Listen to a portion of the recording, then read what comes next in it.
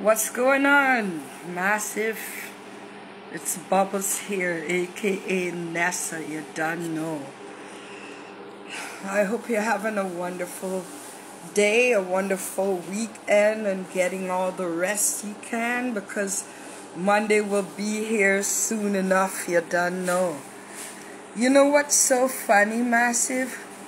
And at first, I'm gonna say my guilt first because I can't be throwing stones at nobody right now.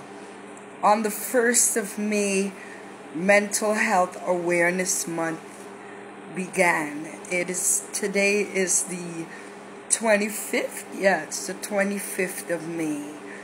And do you know it wasn't until yesterday I was doing some Googling and, I realized, it's Mental Health Awareness Month, It never used to matter to me before because mental health awareness, oh great, it's mental health awareness, you know what I mean? But is there a parade for mental health awareness? Is there a marathon for mental health awareness? You don't really see it on the news every day. You don't see Olivia Chow or Doug Ford out there advocating for the mentally ill. And I'll tell you why. Because those who are suffering from mental illness are a population that society systemically pushes aside. You know what that means? It means out of sight, out of mind.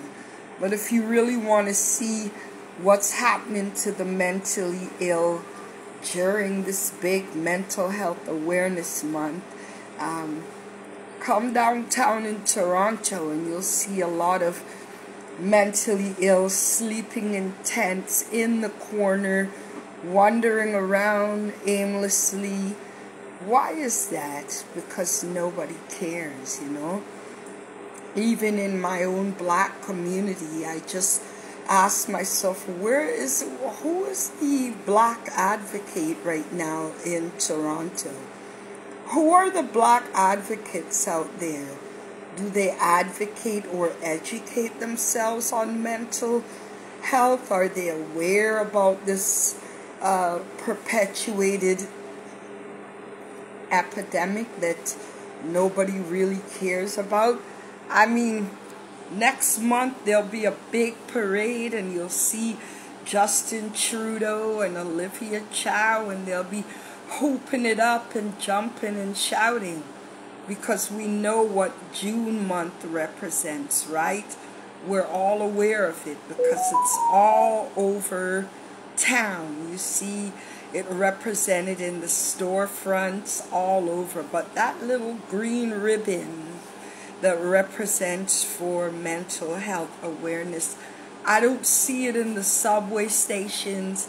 I don't see it in the bank. I don't see it anywhere because, like I said, it is a population of people, human beings that nobody cares about. Is the public aware of how badly they are treated in hospitals like Michael Garron and God knows where else? The only hospital that I could say that they are treated fairly, and the families of those who have family members that are suffering with mental illness, it's only at St. Michael's Hospital here downtown where I can truly say that they truly care. But bougie hospitals like Michael Garron, who have had millions donated to them, they don't really care about them either. And it's selfish, but I never really wanted to understand mental health until my son became one of those who are mentally ill. We all, when we see them coming, talking to themselves, we cross over on the other side of the street, or we just try to stay far, or we walk on by, You know that song? She called out to a man on the street Sir, can you help me? It's cold and I've got nowhere to go. Even though he could tell she was crying, he just walked on by. We all do it. We're all guilty of doing it, even me. But now I have a passion for it because one of my children is suffering from mental illness.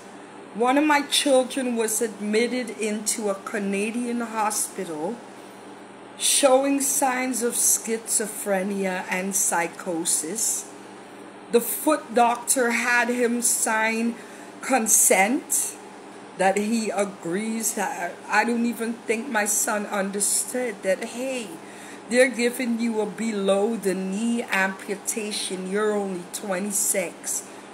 He wasn't given a chance to get a second opinion or have the family involved because Dr. Shvetkov at Michael Garin Hospital didn't care.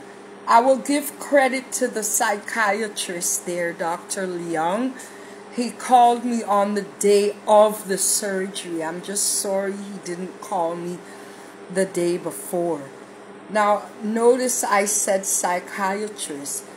If the medicinal ward did not see signs that he's displaying of mental illness, why was a psychiatrist brought onto the ward?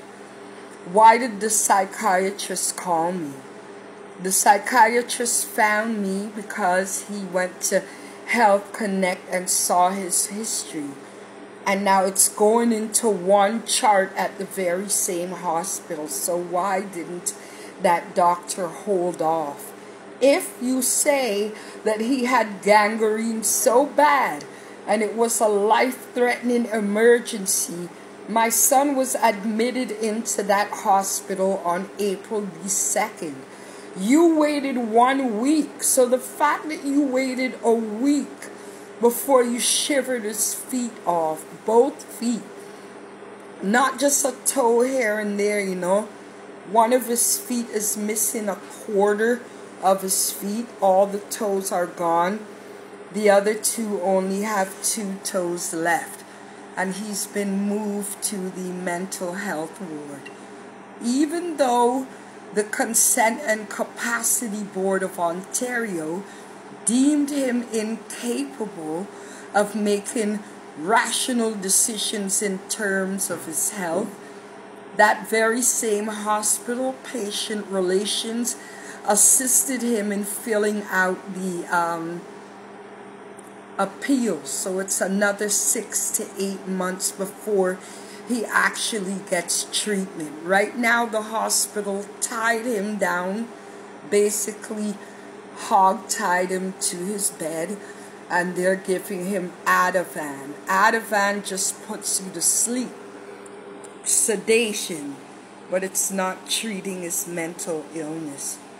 Since we're in the tail end of mental health awareness, I wanted to make people aware of exactly what mental health awareness is. Be aware that those who are designated to help those suffering with mental illness don't help. They don't want to be working cohesion with the families or work together. They just try to cover up their errors, their grave mistakes. In this case, it's irreversible because my son will never get his feet back. I don't know, I think this hospital thinks I want to slap them with a lawsuit. Money can't give back what you've taken from my son. But you know what, everybody? The mentally ill, walking the streets, sleeping in garbage bins, tents, what have you, or being treated like garbage in hospitals such as Michael Garin, they're human just like me and you. I just wanted to make you aware. After all, it is Mental Health Awareness Month. No parade, no marathon, no brandishing of that green ribbon in any stores. Like I said, out of sight, out of mind, right?